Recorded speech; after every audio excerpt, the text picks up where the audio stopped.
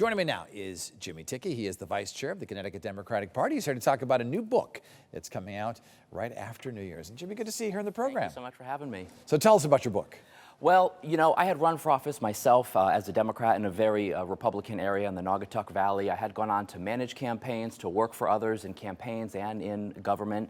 And then I ran for party leadership as vice chair of the Connecticut Democratic Party. And all along the way, I thought, you know, more people need to be involved in the political arena. We need to get more people involved into activism because democracy only works if people participate in it.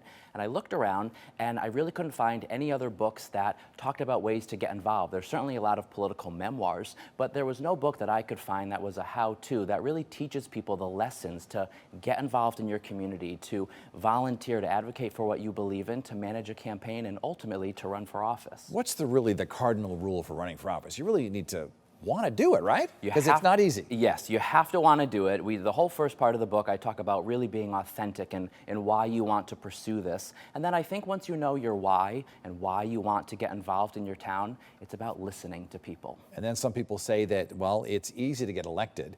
Once you get elected, that's the hard part. Right, it is, which is why after some thought, I decided to also just peek beyond election day. So the book really ends with your first 100 days in office, forming your team, some good practices that I've seen for those that are in office, because, you know, it is about getting elected, but then the really important work is doing the work on behalf of the people that elected you. And so we do talk about year-round organizing, and we talk about some ways that you can be very effective while in public office. Every politician has a different story. Some start out on their school boards and their small towns. Others run for president for the first time with no experience whatsoever.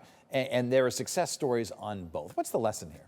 I think the lesson is about knowing your why and why you want to get involved, and then getting involved locally. You know, we're just coming off of a municipal election where we had 36% turnout, which is pretty good for Connecticut. But look, we're still celebrating about 3 out of 10 people even voting in local elections. And so I think the book really makes the point about getting more people involved in democracy, whatever your political persuasion is, so that people don't get so tired and frustrated and then throw their hands up and not get involved at all. We need more people to vote, to get engaged in the political process, and to think about running for office themselves. We are in a citizen government, and it only works if people participate in it. I want to, you mentioned the apathy, right?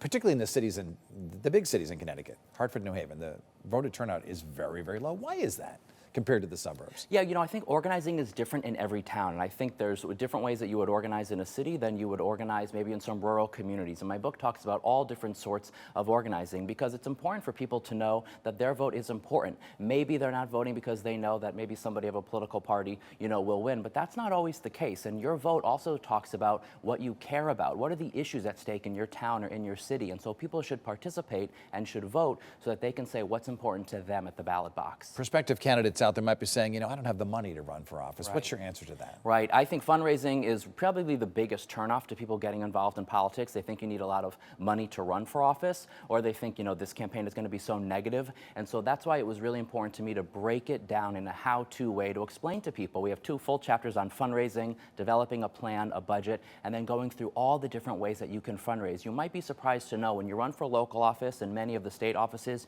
you don't need a ton of money to run for office. And there is public financing for some positions in Connecticut. Which ones can you apply for? Yeah, so if you were seeking state office, you could use the state elections program for state representative, state senator, and then any of the constitutional officers, which is a really great program that we have in Connecticut. Not every state has that, and that is one of the ways in which Connecticut has really lowered the barrier to politics, so that if you go out and get enough $5 contributions, you are then qualified. And that means that candidates can spend more time talking to voters and less time on the phones asking for money. I want to shift to your duties with the party. You are the vice chair. What exactly does that mean?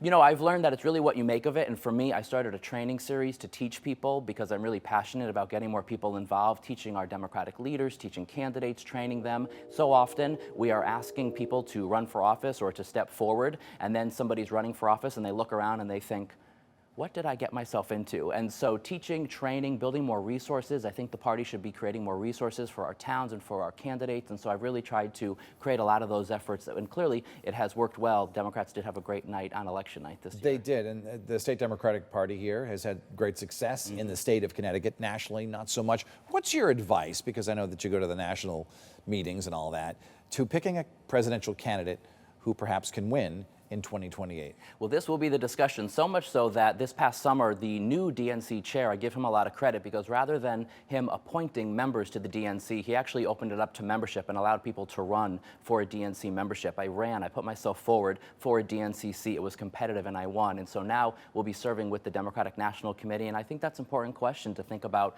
What's our calendar look like? What are the states? There's conversations about New Hampshire, perhaps going back to first in the nation status. That'd be, closer to us here in New England, and having that conversation. I think just when we get on the other side of 2026 in the midterm elections, you will begin to see people announcing for president as we look to 2028. I've always felt that the whole primary system needs to be completely overhauled. Like, why isn't Connecticut involved in an early primary? Right. Why can't we have an early primary? Well, you know what we We're did? more diverse than New Hampshire. We are. And bigger. We are. And you know what we did?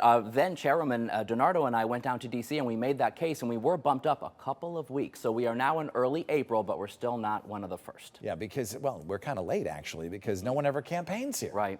Right. Right. So what does it take to, to actually make Connecticut a bigger player or have a louder voice in choosing the next president? Yeah, well, they certainly come here to fundraise, and so we can continue to make the case that, hey, when you're here to fundraise, you can also meet our voters.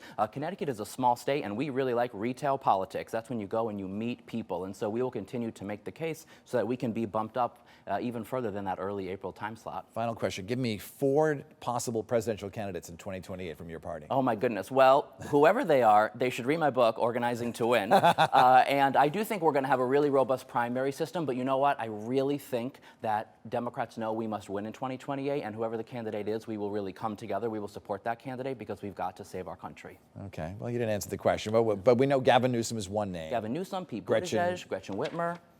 Ned Lamont, maybe? Hey, after the third term election. One election at a time. All right, the book is Organizing to Win, The Art and Science of Running for Office. It's available for pre-order right now. Yes. The author is Jimmy Tickey. Thanks so much for being in the program. Thank you very much. All right, take care. Coming up, that time, John Adams. Yes, the New Englander who would serve as vice president and president came to Wethersfield.